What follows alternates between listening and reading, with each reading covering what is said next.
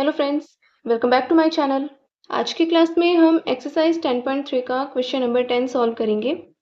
हमें तीन vectors given हैं और एक कंडीशन गिवन है कि ये तीनों वेक्टर्स इस तरह से हैं कि vector A plus lambda vector B perpendicular है वेक्टर सी के।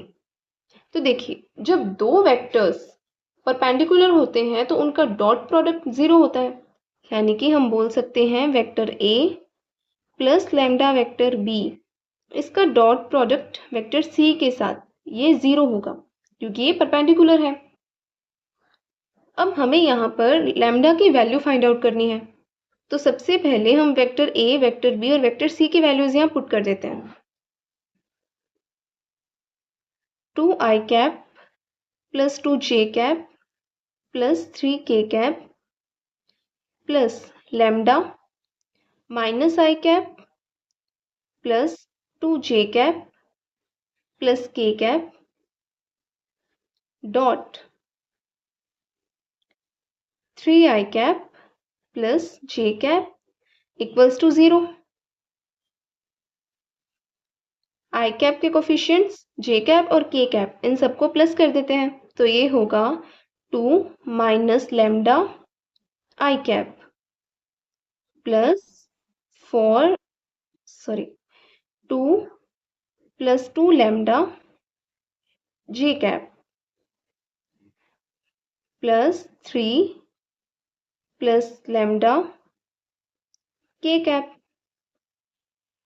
Dot 3i cap plus j cap equals to 0।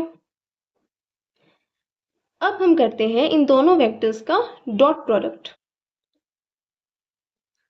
Dot product करने के बाद 2 minus lambda into 3 plus 2 lambda into 1 plus 0, क्योंकि k कैप यहाँ पे है नहीं, इक्वल्स टू 0। चलिए अब इसे हम सॉल्व करते हैं और यहाँ से हम लैम्डा की वैल्यू फाइंड आउट कर लेंगे। तो ये होगा 6 minus 3 lambda plus 2 lambda equals to 0। 6 plus 2 8 minus lambda equals to 0, तो लैम्डा की वैल्यू आई 8। ये है हमारा आंसर।